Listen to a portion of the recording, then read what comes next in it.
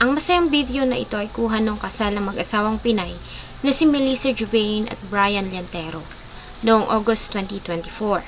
Sa kanilang mga larawan at video ay makikita mo sa dalawa kung gaano ni sila nagmamahalan. Makalipas ang 10 taon na pagiging magkasintahan ay nagpasya na ang dalawa na magpakasal. Ang kasal ay nasaksihan ng kanilang mga magulang, kaibigan at kamag-anak. Handa na sana ang bagong kasal na bumuo ng kanilang sariling pamilya at magkaroon din ng mga anak. Subalit ang pangarap na iyon ng dalawa ay hindi na kailanman matutupad dahil sa isang karumal-dumal na pangyayari na kahit kailan ay hindi na makakalimutan ng mga taong nagmamahal sa Filipina nurse na si Melissa Jubain. Very respectful. She's like a daughter to me. I know, she's very close to me. Melissa Jubain! Justice for Melissa Jubain! Bago ko po ipagpatuloy ang ating kwento, sa mga bago po sa channel ko at nais sa mga ganitong klase ng kwento ng krimen na nangyayari sa loob at labas ng ating bansa ay maaari pong pakipindot ang ating subscribe button at notification bell para ma-notify kayo pag may mga bago tayong upload na videos. Si Melissa Jubain ay pinanganak noong April 6, 1992 sa Monterey, California mula sa Filipina-America ng mga magulang. Ang kanyang lolo, ama, kuya at ilang mga kamag-anak ay mga veterans ng US military. Kaya naman sa California na siya lumaki kasama ng mga magulang na doon nakadistino. Bagamat may mga pagkakataon naman na sumasama siya sa ina at bumibisita sa mga kamag-anak nila dito sa Pilipinas. Bagamat nasa military ang karir ng pamilya, ay mas pinili ni Melissa na tahakin ang landas na tinahak ng kanyang Filipinang ina at kuya at pinasok ang industriya ng medisina. Sa edad na 11 ay lumipat sila ng Washington kung saan siya nagtapos ng high school. Taong 2014 ay nagtapos siya sa University of Washington ng degree sa Health Informatics and Health Information Management bago siya kumuha ng kursong nursing sa University of Portland kung saan siya ay inilarawan ng kanyang mga kaibigan at naging kaeskwela at dating propesor na isang masipag, maaasahan at dedicated na estudyante. Maging noong mga panahon na nag-aaral pa lamang si Melissa, ay lagi na nitong ibinabahagi sa mga kaibigan kung gaano siya ka-excited na magtrabaho sa loob ng isang ospital bilang isang nurse. Nang makapagtapos ay agad din naman itong natanggap bilang cardiac nurse sa Providence of St. Vincent Hospital sa Southwest Portland, kung saan ay labis siyang kinagiliwan ng kanyang mga pasyente at mga kapwa-empleyado. Sa mga oras na hindi siya nagtatrabaho ay inilalaan niya ang kanyang oras sa pagtatravel at isa sa mga paborito niyang puntahan ay ang magagandang dalampasigan sa Hawaii. Dito niya nakilala ang lalaki na nagpatibok ng kanyang mailap na puso, ang isang US Navy na si Brian Llantero. Bagamat magkalayo ay nagpatuloy ang relasyon ng dalawa na tumagal ng 10 taon. Naging masaya ang relasyon ng dalawa, lubos na tinanggap ng pamilya Llantero si Melissa Jubain dahil sa angkin nitong kabaitan at pagiging magalang. Very respectful. She's like a daughter to me. I know, she's very close to me. Ganon din naman ang pamilya ni Melissa, lalo na nga at si Brian ay member din ng US Navy, gaya ng kanilang angkan. May mga pagkakataon na si Brian ang pumupunta sa Beaverton para makasama si Melissa. At sa tuwing may pagkakataon ay si Melissa naman ang pumupunta sa Hawaii para makasama ang nobyo. Hanggang sa magdesisyon na nga ang dalawa na magpakasal noong August 24, 2024. Idinaos ang kasal ng dalawa sa Waimea Valley kasama ang kanilang mga mahal sa buhay. Sa mga larawan na kuha sa araw ng kanilang kasal ay kitang-kita mo ang labis na katuwaan ng dalawa. Sa wakas ay handa na sila para sa pagbuo ng kanilang sariling pamilya. Subalit ang kasiyahang iyon ay agad na magwawakas at mapapalitan ng napakahabang pagdadalamhati at sakit. Matapos ang kasal ay pumunta ang bagong kasal sa Washington para makasama ang pamilya ni Melissa. Isa yung masayang family reunion. Napag-usapan nila ang kanilang mga plano para sa kanilang future. Kabilang na nga dito ang paglipat ni Melissa ng trabaho. Balak nitong maghanap ng trabaho sa Bremerton kung saan nakadistino ang kanyang asawa. Matapos ang mahabang bakasyon ay kinailangan na ni Melissa na bumalik ng Beaverton para mag-report sa kanyang trabaho. Mula sa Washington ay bumiyahe si Melissa na 3 oras pabalik sa kanyang apartment sa Baseline 158 apartment sa Beaverton. Ang asawa niya naman na si Brian Llantero ay bumalik na rin sa kanyang trabaho. September 3, 2024, araw ng Miyerkules, ay muli nang bumalik si Melissa sa kanyang duty. Sa trabaho ay masaya pa siyang tinukso ng mga katrabaho sa kanyang mga naging unang experience bilang Mrs. Llantero. Kinabukasan September 4, 2024, tulad ng ibang araw ay maagang nagising si Melissa para maghanda sa kanyang pagpasok. Nasa morning shift siya kaya naman nagsisimula ang kanyang duty ng alas 7 ng umaga. Bandang alas 6 ng umaga ay nagawa pa itong makausap ng asawa through video call. Tumagal ang tawag ng ilang minuto. Ayon kay Brian ay wala siyang napansing problema o anumang kakaiba kay Melissa. Masaya pa umano ang kanilang naging pag-uusap, lingid sa kanyang kaalaman na iyon na pala ang huling pagkakataon na makakausap niya ang asawa. Sa mahabang panahon na pagtatrabaho ni Melissa bilang nurse, ni minsan ay hindi ito nahuli sa kanyang duty. Hindi rin ito uma-absent ng walang dahilan at kalimitan ay nagpapaalam ito sa kanyang mga seniors at mga katrabaho. Kaya naman lahat sila nag-alala nang hindi ito pumasok sa trabaho. Hindi ito nag-text o tumawag sa kahit na sino sa kanila na lubos nilang pinagtaka. Sinubukan nila itong tawagan, subalit hindi nila ito makontak. Tinawagan na rin nila ang pamilya nito na sumubok na kontakin si Melissa. Subalit maging sila ay hindi ito matawagan. Nagtaka ang pamilya lalo na nga si Brian dahil sa kanilang huling pag-uusap ng asawa ay naghahanda na ito sa pagpasok. Kaya naman isang malaking katanungan ang hindi nito pagsipot sa trabaho. Inakala ng lahat na baka nagkaroon nito ng emergency o kaya naman nasangkot sa isang aksidente at kinakailangan ng medical emergency. Makalipas pa ang ilang oras nang bigo pa rin na makontak si Melissa ay nagdesisyon na ang kanyang mga katrabaho na tumawag na sa mga pulis.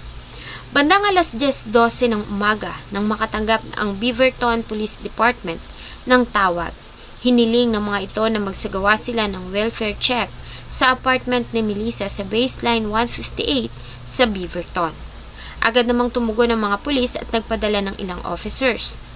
Pagdating nila sa gusali ay sinamahan sila ng management sa unit kung saan nakatira si Melissa.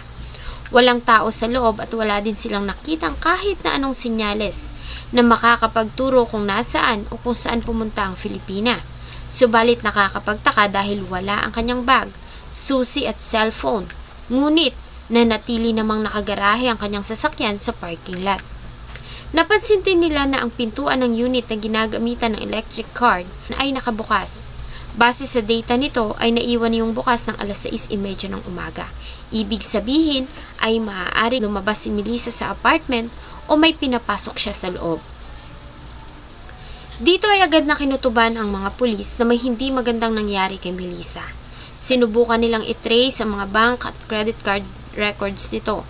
Nagbakasakali na makakuha ng information sa kanyang huling location. Subalit hindi nagalaw ang mga accounts nito ng araw na iyon. Nang bigo pa rin na matagpuan si Melissa, pagsapit ng alas 3:12 ng parehong araw, ay agad nang inilagay ang kanyang pangalan sa National Law Enforcement Database bilang missing person, kasabay ng pagsasagawa ng isang malawakang paghahanap at investigasyon.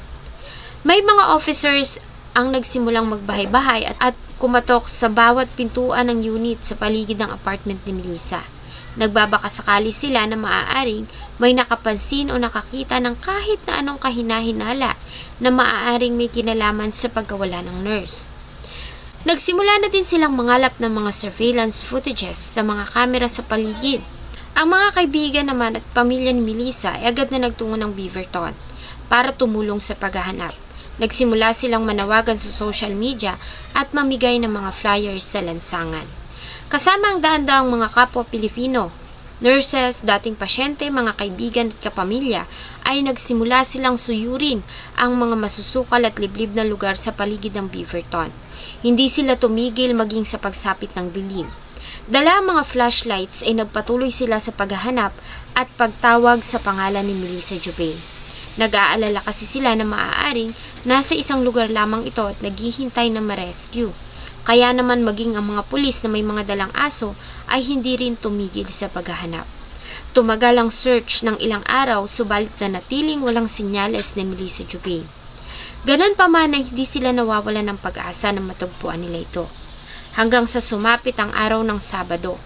3 araw makalipas ang misteryosong pagkawala ni Melissa ay inanunsyo ng mga pulis ng Beaverton na natagpuan na nila ang hinahanap. Subalit nakakalungkot dahil isa na itong malamig na bangkay. Kasabay ng nasabing announcement ay sinabi rin nila na inaresto nila ang isa sa mga kapitbahay ni Melissa na siya umanong may kagagawan sa sinapit ng biktima. Ang nasabing lalaki ay kinilalang ang 27 years old na nurse na si Bryce Jonathan Schubert. The Beaverton police have arrested 27-year-old Bryce Jonathan Schubert, charging him with murdering Melissa Jubei. They have also confirmed that they have located her remains. Nang lumabas ang kahindik-hindik na balita, ay maraming katanungan ang iniwan nito sa publiko. Lahat sila ay nagtataka kung paanong sinapit ng isang mabait at walang kaaway na si Melissa Jubei ang ganun kasakit na kamatayan. Ano ang nagtulak sa suspect para gawin ito sa walang kalaban-laban na nurse?